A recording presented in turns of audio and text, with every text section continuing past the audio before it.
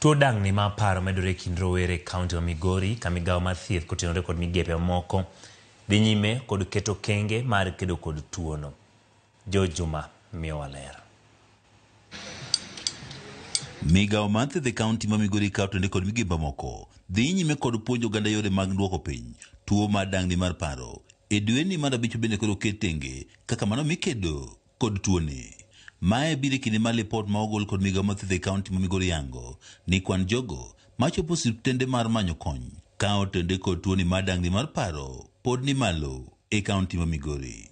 Gin gik minyal geng' kopo ni washare wechewa gi jomoko to wanyalo yudo ka weche ma thago chunywa gi nigi solution. E higa mar 2014 maromo ji 938 ne odhi osiptende mag piny owacho kamanyo thieth ma otude kod tuoni mar dang' ni mar paro. Sub county Masuna East ema ne otelo kod cases maromo 340 ka iluwo kod sub county Mawendo ma entie kod cases maromo 326.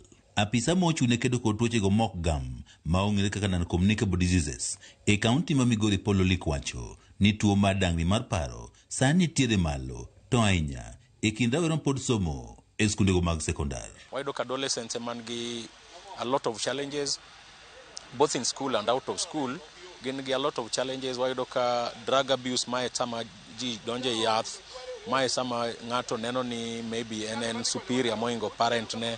Koro wayudo ka wan ga a lot of challenges and our community is not taking good care of the adolescents. Kwayo ni ka in gi nyathi ma adolescent to take care of them and also give them opportunity to share issues magin ge korgi. Migawo mar thieth e kaunti ma Migori yango ni e kinde mar higa achiel mokalo cases mag deruok ma itudo kod dang' ni mar paro oseromo 7. Joma kata mana commit suicide is on the rise. Kwa compare dwe mar 4 last year to gi dwe mar 4 this year, wayudo ka nitiere medruok mar ji mobedo reported like 7.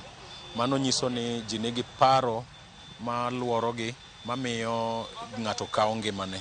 Kwan jopuonj mathoth matiyo kod yedhe mamero ji e kaunti ma Migori ma itudo kod tuoni mar dang' ni mar paro bende osedhi malo. It requires all of us to come together so that we can face head-on and offer solutions to the challenges of drug abuse, to the challenges of violence that affect mostly these boys. Counseling that goes on in the schools. Every school has a counseling department.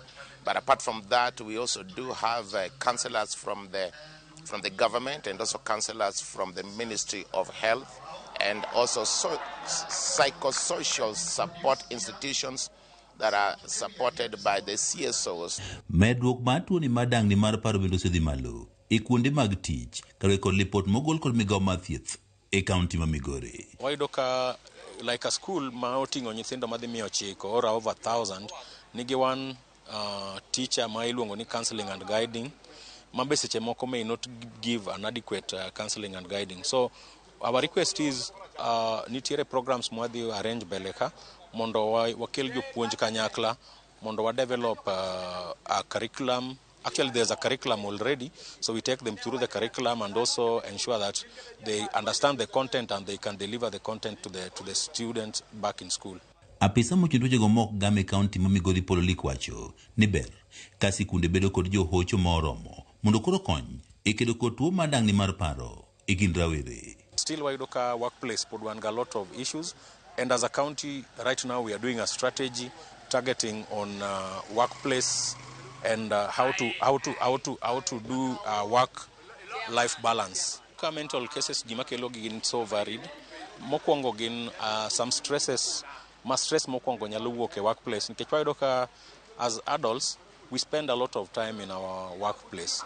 So if workplace is not conducive and not giving you an environment which is appealing, then ibro ka the mental issues can start and they go back with us to our houses. Juma, Ramogi TV, Migori. Yakwara Ramogi tokiro report ma Juma kowuok e kaunti ma Migori.